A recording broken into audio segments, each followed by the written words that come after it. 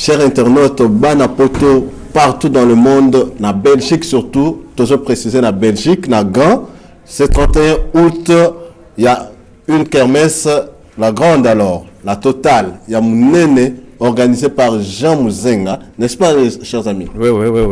C'est organisé par Jean Mouzenga à Gand Saint-Pierre. Donc, tu as invité Bino tout en Europe, tout le monde a démonstration pour balobi que toujours à Bassangwe Belé, la Suède, qu'on est à Coïnda, tout le monde a Coïnda, on pensa à Katia Gand. Donc, bana Suède, bana Hollande, bana partout, à Suboya, Jean Mouzenga Bengi Bino Bozalawana, pour te dire to évoluer quoi. Donc voilà quoi. Voilà, donc à ne pas manquer, donc rendez-vous total. Jean Mouzenga va franchir de l'eau, va chico monokaka, et cuire va sa père. Qu'est-ce que tu en dis? Oh. Je vous attends juste tout simplement qu'on va tous fêter tous ensemble le 31 août à Gand et puis voilà. J'espère que vous venez beaucoup. Ah bah oui, non, ma vraie chérie, donc ceux qui va donc bazo la bino boza la koto parce que Jean Mouzenga lobi makambango eza vraiment fimbo. Tous les idéologies na bino poto ça mama bien mais toujours avec une unité africaine. Tous abiso tout et longo moko poto famille. Tout idéologie tout ça idéologie on a une famille quoi. Donc rien à dire quoi. Check le 31 août hein. Donc check le 31 août Victoria Dada Kambaji Esther Lodi Boebirara le 31 août na Gambiso nyonso à laquelle le direction Gand le 31 août. Voilà.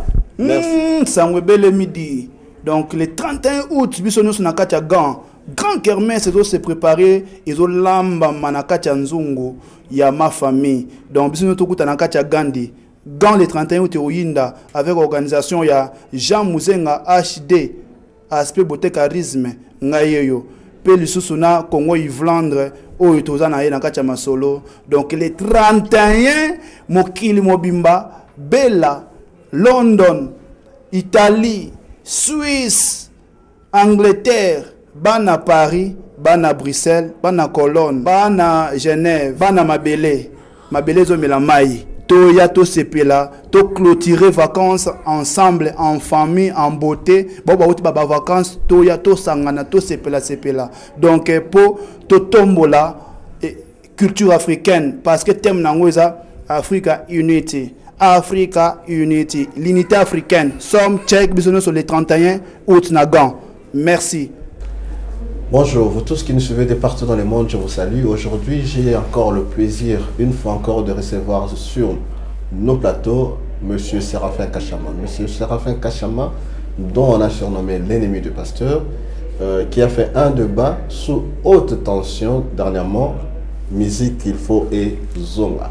Donc, mais comme son objectif est le pasteur, aujourd'hui on va parler pastoral et on va un peu faire le récapitulatif de ces derniers moments que nous avons eu de musique qu'il faut Ezonga Napoto. Donc j'ai à ma droite l'invité à question, Séraphin Kachama. Monsieur Séraphin Kachama, bonsoir. Bonsoir papa. Bien, boni. Voilà papa. Oui, Mikoleleki, moi mingi vraiment to monani susute. Na yambio lisusu lelo awa yopoza oyo polémique et bimika la mingi te awa basango nini ozanango par rapport à débat au salarié à musique qui fait zonga na poto. Bon, merci mingi docteur na question na yo na pesio merci mingi vraiment na ndenge o yambinga na émission lelo. Débat au salaki et zalaki vraiment débat moko na kokolo bango très chaud parce que ba idée to ndenge batu bazula ki yango to zalaki na bango na idée ndenge moko te. Ezana batu belé o ba bengi biso na ba téléphone pe ba komeli biso ba message ba qualifier biso lokola ba collabo ke to lembongo ndenge nini to ko soutenir musique ezonga ba moni yango vraiment bien te. Alors ba tebele ba tikala ki na ba position na bango to ebe loka mabe o to lobaki te biso to zalaki wana pona ko défendre seulement culture ya mboka na biso Congo culture to ebi ke ezaka ka musique te culture ezali vraiment nyonso o ezali ko sala ete mboka na biso ezala représenter na libanda to ana football to na musique to zape na ba peintre na biso to ana théâtre to na biloko belebele. Alors to débattre kaka to ko bunda kaka pona culture ya mboka na biso ezali te ke toza ba collabo ke tolia kimbongo o totali ko regretter te na ba oyo ba kufi 8 millions de morts non toza ko regretter mboka na biso ezali occupé oui ezali occupé ba étranger baza na mboka na biso oui ba étranger baza na mboka na biso toza na poste démocratie oui toza na poste démocratie mais débat wana vraiment ezali débat moko chaud pe ba to ba interpréter ka on a ndenge ya mabe tozi vraiment ba menace mingi na ba téléphone ce que to ba kine loko mo oui mais parce que si notamment pasteur Joseph azali na même avis na yote yo marambo le bezara marambo répéter la débat là mais le pasteur Joseph avait une autre façon de voir les choses et de les dire donc biso dernièrement toti ko yambali susu fumu Léon ya yimpi amérique expliquer Asengi un débat contradictoire les sous entre yo pasteur Joseph naïe vous a disposé à passer débat wana mais pourquoi pas c'est ça la démocratie ce qui pasteur yé à lobaki ou ezana kata motema naïe moi je crois que ils ont engagé kaka yé à lobaki étant que toi na pays moko ou ezali vraiment ils ont respecter démocratie et liberté ya parole et ya presse donc o ya lobaki et uti na motema naïe ezali yé muta lobaki so ka lobaki ke mboka na biso ezali occupé te to lobaki ke mboka na biso ba étranger bazali te to mboka na biso ezali développé moi je pense que ça na ba raison naïe o ya pesa ki ngana ko kota yango douter moi je pense que c'est ça. Voilà.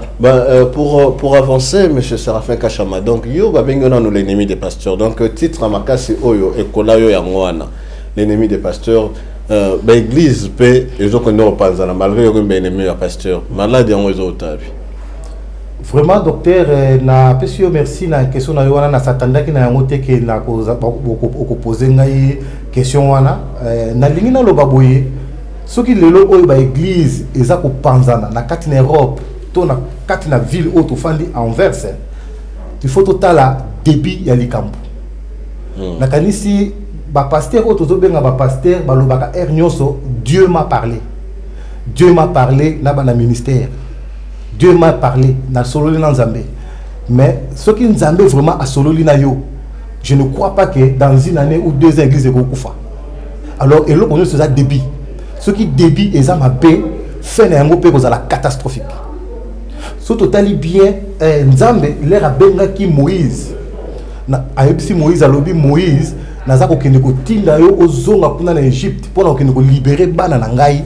Moïse ayebisa ki Nzambe loko moko alobi Nzambe na yebi kolobate Moïse azalaki vraiment mutu moko bande ko bégayer makasi azalaki une incapacité à kokende devant pharaon pour na koloba mais Nzambe asalaki ni Nzambe tindelaki ye Aaron alobi na kotinda mutu moko ya koloba na place na yo cela veut dire débit ezali déjà nécessaire Moïse aboyaki atatoni na débit en accès déjà position na ye alobi Nzambe ndamo ko na kokate il faut tous à la deux mais le problème tout le monde a kanana ba pasteur na biso que Dieu m'a parlé mais l'air à que Nzambe alobelié début on a mis en déjà mabé à 8 mois si naie sans que Nzambe m'a fait sanzela à 6 mois si naie na lobo bakende wapi na parlé de justice sur la commune bakende ko sa statut à église est-ce que Dieu t'a parlé est-ce qu'il a parlé aussi à ta femme déjà début ça mabé et ça déjà catastrophique ce n'est pas na okata yote monsieur Séraphin Kachama Dieu m'a parlé Moïse a vu à Kokate, a vu Aaron. Par exemple, c'est ça bien parce que Moïse a donné à l'Ikoukouma. Mais parce que Osaman Gaza à l'Ikoukoumate. A besoin de me sauter accompagné. Comme il y a un mois, c'est un moro. A vu moi, c'est un évacué. Non. Papa, ce qui nous a poni, il faut que vous ayez que nous a poni moi si na yote. Et là, quand on sait la erreur, il y a une église na biso. Bazo benga papa pasteur, moi c'est pasteur, bazo benga pe maman pasteur. Moi c'est pasteur aza maman pasteur. Est-ce que pasteur soit aza moi si est-ce que mobile ne peut pas benga papa pasteur que son non. Bako benga frère. Kasi moi là siko berere ezalaka. Soki totali na l'église na biso lelo oyo prophète. Est-ce que somona moi c'est prophète ba benga maman prophétesse? Na yebite. Moi c'est évangéliste ba benga maman évangéliste. Mais moi c'est pasteur, bazo benga maman pasteur. Cela veut dire que déjà débit ezali mabé. Donc ce n'est pas bien. Donc, maman pasteur, on surtout les amants mourir à l'okuta. Moi, c'est pasteur, à maman pasteur. Azali sœur. Soit comme on a Chantal ou Marie-Louise, comme on a sœur Marie-Louise. Azali maman pasteur. Nakata ministère à mobile na azalité. Déjà début azali mabé comme on a leur pasteur a bimisi idée à kobanda ministère. Auto bengango ensemble le loba to bengango église. Mais ngana sepela ko bengango na kombo ya ensemble. les babandi le on a assemblé pasteur na boule na déjà 6 mois na loboko na mwana na 18 ans baki bimisa statut à église à côté si bateau baza na kata vision te baza na kata appel ya nzambe te parce que ya église ezo kabwana tokei wana te déjà eloko wana eza sali eloko ya mibale oyo ezoko panza ba église na biso nini pasteur wana oyo abandi église wana tala na ya source na eza ndenge nini auti wapi autaki peut-être na église moko oyo ya pasteur X asali des autres pour l'église ya pasteur X abomi église kuna ayeko banda église na ye quelque part déjà débat début eza mabe et là déjà début rotanga mabe église oyo yebi parce que au lieu za la paix hein l'église nini oyo yebi ba pasteur on nini to yo banga no ba pasteur te ozana nini ba pasteur ba pasteur on ba nani papa na koyebisa yo eloko moko sans marcher le mot pona koboya kotanga ba kombo ya batu soki otali na ville kaka oyo ya biso tofani na envers ça ngana idée natangelo comme ça yo o confirmer ça eza bango zela na ville oyo tofani na envers ça na envers ça soki pasteur moko lobi a wuti na ndenge na ye na Kinshasa to na Angola ayemba la moko abandi ministère na ye moko sans que out en église ya mutu moko quelque part peut-être aza moko déjà début za mabe peut-être aza moko nani wana kasi vous comprenez peut-être ala moko nani peut-être aza moko donc il va oyo nyonso on ko kaka autaki kuna aye kuna azalaki l'église ya mutu mususu a tie désordre a panzi akamati bandimi balé misa déjà début za mabe donc denge début za mabe aucune musika te ota déjà la malédiction et so sengo sala eloko moko et sengo sala ah ça c'est une bonne question eloko oyo pasteur ko sala ezali eloko liboso il faut ozala mutu moko olingi o passer la délivrance ba pasteur rebelle bo sala musala nzambe ba passer la délivrance na moni yo eza ba enseignement zozwa ba enseignement ya ba délivrance et comme pesco mikolo comme kita mikolo comme donc eloko muke délivrance pendant que la Bible dit si le Christ vous a franchi vous serez réellement libre. Papa. Et si vous êtes en Christ, 2 Corinthiens chapitre 5, je crois, verset 17, la Bible, vous êtes devenu une nouvelle créature et toutes choses sont devenues nouvelles en vous. Alors pourquoi en Christ vous êtes déjà délivré d'une nouvelle créature, tu dois encore passer la délivrance? Ah, il y a moyen dans le lobby. Papa, si Christ est en vous, au lobby bien, mais bah pasteur wana, est-ce que Christ azakat na bango? L'air yo ko banda église na ndenga désordre. Au baby si kuna esika ya pasteur X bozalaki na ye. O yibi bandimi. Est-ce que ça sert vraiment Christ? Oza sert vraiment verset wana ezakat na bango? Non, parce que Christ azakat na bango te.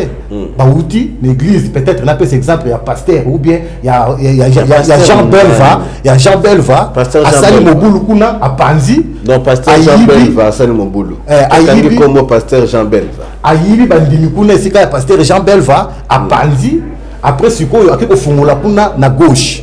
Toi tu crois que vraiment on est allé déjà procédure malade. Mais en fait koyiba bandimi ezarane bayiba bandimi parce que ce langage est couramment chez les chrétiens, chez les enfants de Dieu, la famille chrétienne, que non, oh, aïe bandimi, parce que bandimi surtout baza censé être majeur et vacciné, baza adulte. Papa omoni na makamuna nzambe ezala ba serviteur rebelle to ba pasteur. Expliquez comment bayiba bandimi ndenge. Na ko pesa exemple. Le longa na uti Afrique na ye na kiti na kate église na yo. Na yebi koteya. Na yebi enseignement.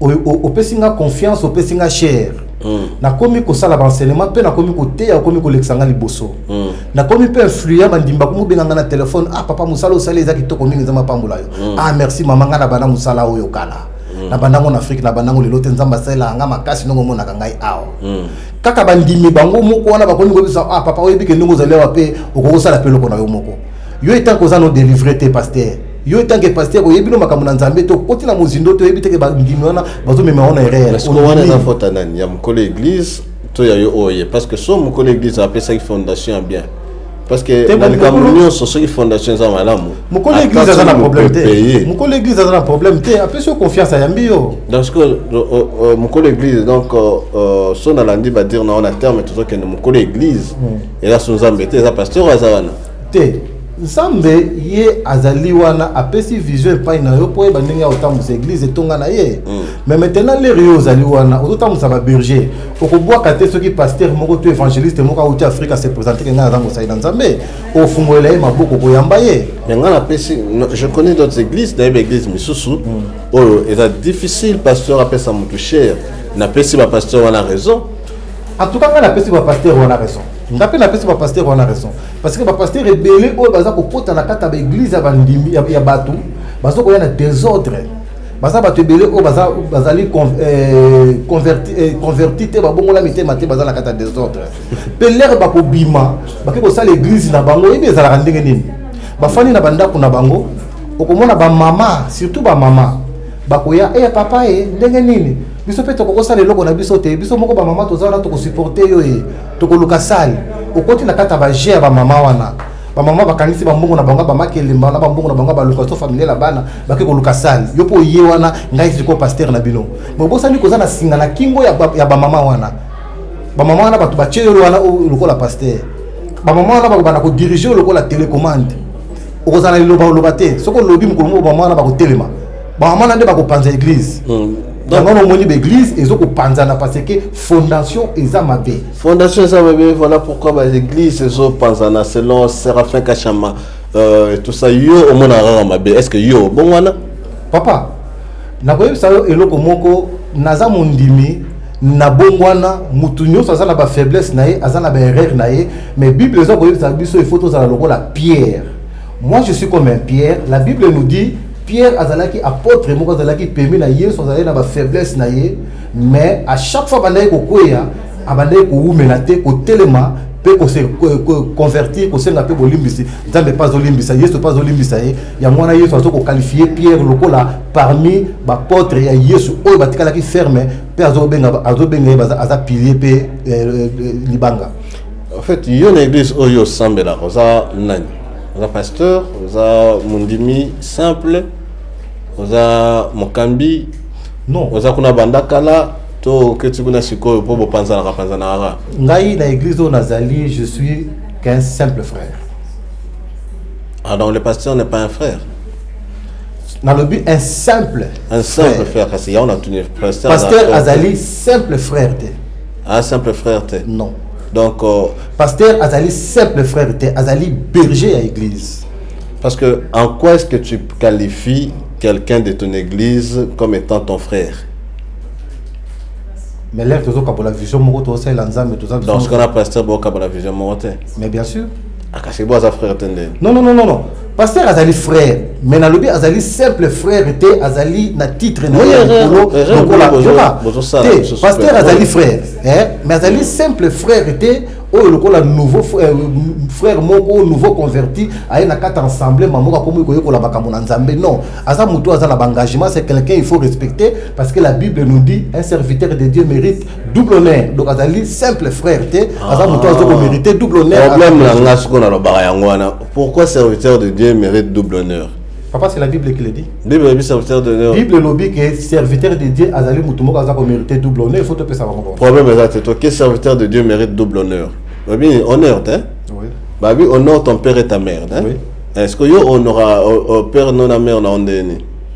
Papa. Bible zo ko loba, il faut que to sa papa na yo pe maman na yo. Koto c'est ça. Na wa koto sa te. Nabi ko honorer. Parce que tu as un honneur, double honneur. Comme on a la Bible, tu as la Bible. Babi honore ton père et ta mère. Dans l'église, il y a des Congolais, des Angolais, il y a des Tamangala. Ceux qui m'ont salé en Zamba, Koti, mon abi au serviteur de Dieu mérite double honneur, toi tellement bogo. Boyete. Oui.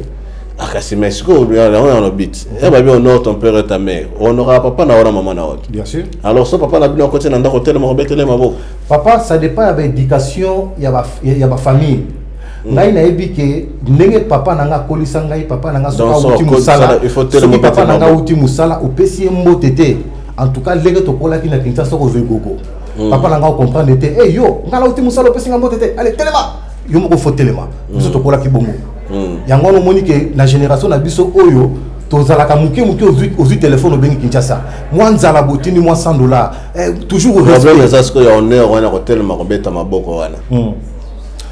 papa, Kobeta Maboko, ce n'est pas biblique, ce pasteur à côté, Botelemi, Bobeti Maboko, Bofukameli, beaucoup pour ça va chaussir. Ça, c'est pas voilà. biblique. Monsieur Séraphin est d'accord avec moi, ce n'est pas biblique. Côté les Marobeta Maboko, ceux qui pasteur à côté, soi-disant, sous formule, il y a double honneur. C'est un double honneur. Honore ton père et ta mère. Elle a dit yoka ma oyo ba boti ba roloba toli ba opesa yo éducation ba opesa yo. Yangonde oro zalanango oro ma mutu na vie. Ceux qui ont respecté l'éducation, wana deux honneurs ba boti na ata bazana yote. Alors pourquoi un pasteur on doit l'honorer? Qui est dans sa présence, soit absent, ou remettre les maborotés, soit absent, ganga comme on a été. Voilà pourquoi je vous dis merci pour tout ce que nous avez suivi de partout dans le monde, avec l'aide vraiment technique de Bomoko Yamboka et sous le plateau, bien sûr, le plateau de Congo Yassika1.com. Donc je vous dis merci, Sans oublier na Esther Lodi, au hasard traiteur Mounene, pour vos fêtes, pour vos anniversaires, vos barbecues, même Jean Mouzenga Nengosala barbecue le 31 août na Gand. Benga traiteur Esther Lodi Brossepela. Esther Lodi vraiment c'est vraiment traiteur du moment pour tout ce que vous voulez. Donc elle est là, elle est disponible et elle fait bien. Donc traiteur international Esther Lodi. Donc merci à toi Victoria Dada Kambaji. Maman Noah Star. Merci à vous tous de Congo1.com. Donc je vous aime bien, je vous dis merci, je vous embrasse très fort. Je vous quitte par ces mots. Deux derniers mots de la fin, comme M. Séraphin Kachamapé, mon journaliste. Je pense qu'il y a une salutation. Il y a un ça pour notre clôturer l'émission. Je n'ai pas oublié, toi là. Voilà. London City Karaté. Mbote na mama Kabibi Mwanka na nakata Allemagne na bosanité Wivin nakata Epen. Ma petite sœur Mbote à trop, sans oublier Cathy l'impératrice et pas Azali Puna Mbote à trop de préparer le voyage pas qu'elle est Suède. Et c'est quand on est chauffé, Mbote à trop na quoi na yenga Azali na bosanité pour na kosuki sa mon pasteur Stéphane. Na madame Naye, vous allez au théâtre. Sans oublier pour cette cadeau. Et comme il m'a parti pris, après il a oyaye. Donc il y a un pasteur Moussou, il y a un pasteur Stéphane, c'est mon papa. Donc il y a un pasteur papa, il y a un pasteur Ango, il y a un pasteur Mkolo Naye, qui papa Ango, tu vas l'année prochainement. Barbosa Paoletta, donc tu bosses Barbosa Paoletta, donc na petite sœur oiseau kola mikolo yo azo bima mikolo l'impératrice Cathy Chibasu l'impératrice ya Bomoko.